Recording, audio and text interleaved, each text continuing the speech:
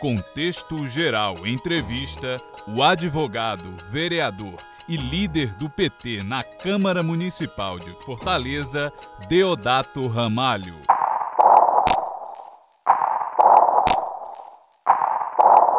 Uma satisfação grande estar aqui na TV União, nesse programa que já é um marco na televisão cearense, o Contexto Geral. Fico honrado pelo convite. Sou advogado, tenho raízes interioranas. Vim lá do interior do Ceará, por parte de mãe. Eu sou, na verdade, de Tauá, com origens tauaense, lá nos Inhamuns. E por parte do meu pai, Deodato José Ramalho, minha mãe é Maria Zélia Cavalcante Ramalho. Sou de Boa Viagem, nascido em Boa Viagem, sertão central do Ceará, aqui a 210 quilômetros de Fortaleza, onde vivi toda a minha infância e toda a minha adolescência. Aliás, uma infância extremamente feliz. Eu sou de uma família muito grande, como é próprio das famílias interioranas. Na minha casa mesmo somos 8 irmãos, na verdade hoje 7, porque o mais velho já é falecido. E venho dessa trajetória que tem essa marca muito profunda do meio rural, né? Convivi muito desde criança, né, com o comum do povo.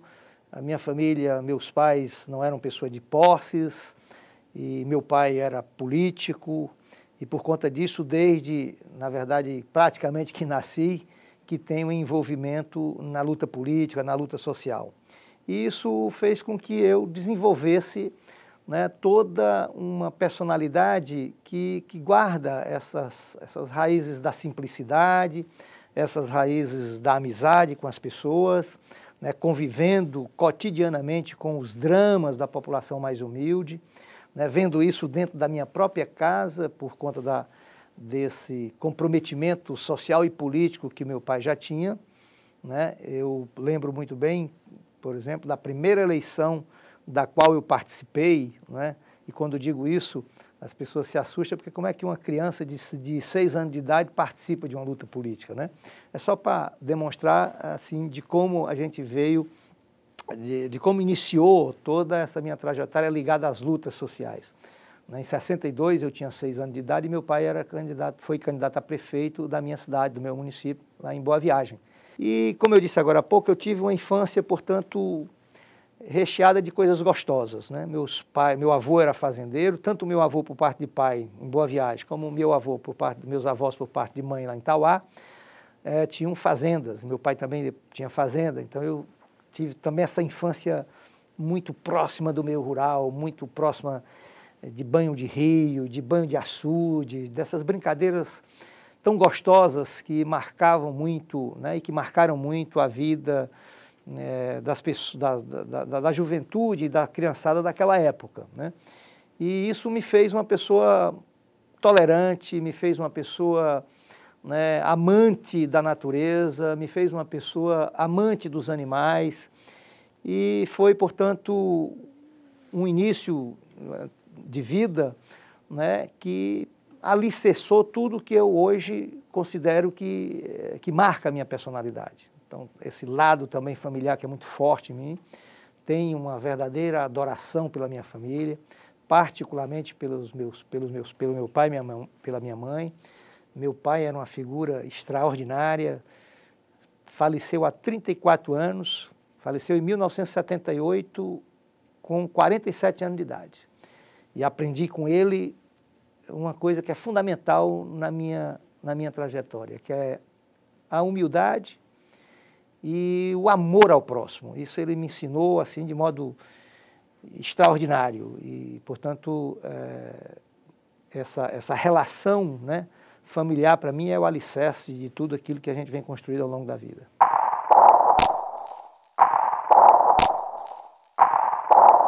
Me tornei advogado, eu digo que foi por uma consequência muito natural dessa militância que eu já vinha me espelhando no meu pai, e que, aliás, era um apaixonado pela advocacia, embora não fosse advogado, ele não concluiu os estudos, ficou lá pelo interior, foi vereador muitos anos, Mas adorava muito a figura do advogado, pelo que o advogado pode representar para a sociedade, como instrumento de transformação da sociedade, como instrumento de realização da justiça.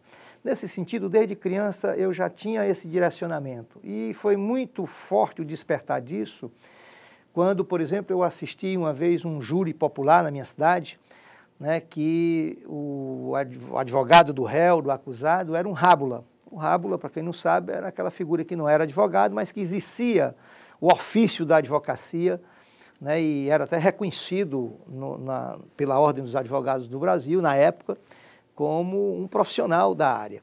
E o Dr. Eldeni, irmão do Dr. Helder Mesquita, que foi juiz aqui muitos anos aqui no estado de Ceará, falecido há um ano e pouco atrás, e me impressionou profundamente aquele júri, né, que aconteceu na minha cidade. Eu, garoto, fui assistir esse júri e, de fato, ali deve ter despertado, né, de modo mais efetivo, né, a possibilidade de vir a ser advogado.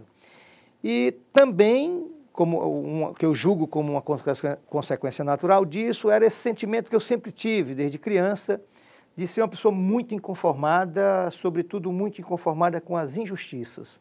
E eu já visualizava na área do direito o caminho natural para você combater aquilo que, para mim, é algo muito marcante no meu sentimento, na minha personalidade, que é essa questão de não me conformar com a injustiça, qualquer que seja ela, em qualquer parte do mundo que se manifeste. Por isso eu elejo como uma das frases muito marcantes e que me atrai muito, né, que é uma frase, que é uma sentença, é a velha frase do grande comandante Che Guevara, quando ele diz: se você se indigna contra qualquer injustiça praticada contra quem quer que seja, em qualquer parte do mundo, então você é um revolucionário.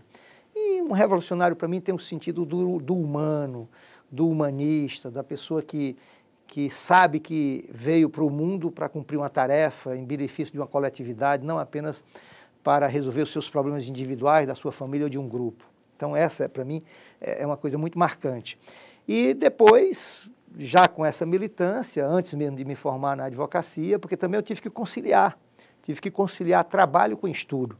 Eu vim para Fortaleza no final de 1974, quando concluí no interior o ginásio, e como eu disse, meus pais não eram pessoas de posses, mas tinha aquela possibilidade de, até por meus avós, que eram mais, digamos assim, mais bem posicionados do ponto de vista econômico, meu avô Francisco Deoclésio Ramalho, outra figura extraordinária, minha avó Francisca Ivanice Thor Ramalho, que também é uma grande referência na minha vida, e vim para estudar em Fortaleza, e já conciliando com o trabalho. Inicialmente fui datilógrafo no Instituto de Patologia Clínica, ali na Avenida Imperador, depois fui datilógrafo da Indústria Plástica Cearense, a IPLAC, que existia ali no Montese.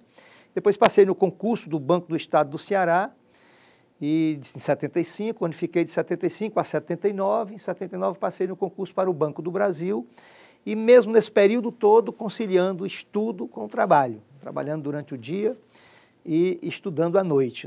No BEC tem até um episódio que eu gosto de contar, e me definindo como um antigo boia fria urbano, que é porque morava ali perto do Bavião, perto da Lagoa da Parangaba, naquela linda Lagoa da Parangaba, e inicialmente na casa dos meus avós, ali na João Sorongo, no Jardim América, e depois lá na casa que o meu avô cedeu, ali no Pici, no chamado Pici, na verdade perto dali do Bavião. E os irmãos iam terminando o ginásio e ia vindo para estudar. E eu era o irmão mais velho, o mais velho que eu, na verdade, o mais velho de todos estava em São Paulo, e eu era o irmão mais velho que ficava lá com a outra meninada, né? E lá nesse período, né, eu ia trabalhar no BEC, e as minhas irmãs faziam a marmita, né? E eu levava a minha marmita lá para o BEC, onde passava o dia trabalhando, e à noite ia para a faculdade, mas levava a marmita exatamente para ajudar no orçamento, né, diminuir as despesas, por isso que eu me definia como boia fria urbano, né? E também nesse período, pouco depois de meses no BEC, eu consegui, o primeiro transporte que eu tinha era uma mobilete. Aí, eu não sei se alguém aqui sabe o que é isso, uma mobilete, que é uma pequena moto, né? Mas depois eu adquiri um táxi, onde tinha um motorista, que era o Raimundo Nonato, uma pessoa queridíssima, aliás, falecido recentemente, um grande amigo, e que a gente mantinha um laço muito forte por conta dessa referência, dessa atuação, dessa parceria que a gente tem. Ele era motorista profissional, ficava durante o dia com o meu táxi, um Vox, um Fusquinha, né? E à noite, 18 horas, eu me entregava o Fusquinha, que era um táxi, lá no Banco do Estado do Ceará. Eu ia para a faculdade, fiz Direito na Unifor, e depois da faculdade eu ainda arriscava e fazia umas corridas de táxi para ajudar no orçamento. Mas nunca deixei, apesar de ter essa ocupação toda, né, inclusive já bancário, participei do movimento sindical, né, lutando pela retomada do Sindicato dos Bancários, que até no começo da década de 80, né, estava nas mãos praticamente da intervenção por parte da ditadura militar, e participamos daquela luta como bancário do BEC, de 75 a 79, onde conseguimos, com a companheira Maria da Natividade Belém Rocha, que foi a primeira presidente depois da derrubada do Estado autoritário, né, e fazendo parte, inclusive, da gestão do Sindicato dos Bancários. E depois na militância da advocacia. A militância da advocacia, na verdade, ela começou ainda como estudante, tanto do ponto de vista de dar os primeiros passos na arte de advogar, porque como eu nunca cortei meus laços com o interior, com minha Boa Viagem, né, mantinha um escritório lá na casa da minha mãe, lá em Boa Viagem, e como não tinha advogado formado na região, os juízes iam contemporizando e aceitando que a gente fizesse petição e enfim, começando a advogar e nessa época sempre advogando para trabalhadores, no movimento social, né, trabalhador rural. A gente já atuei muito nessa área de advogar para trabalhador rural, em questões que tinha a ver com pagamento de renda, com reconhecimento dos direitos desses trabalhadores nos termos do Estatuto da Terra. E essa militância, como consequência, me levou, depois de formado, a atuar fortemente na política da OAB. E na política da OAB, que também comecei ainda como estudante, participando de muitas lutas, e depois integrando os quadros diretivos da Ordem dos Advogados da seção aqui do Ceará. Inicialmente como membro da Comissão de Direitos Humanos da OAB, depois fui presidente, muitos anos, dessa Comissão de Direitos Humanos da OAB, depois integrando o Conselho Seccional, inclusive na vice-presidência da OAB. E sempre nessa militância, a gente atuou muito, né, no combate à corrupção.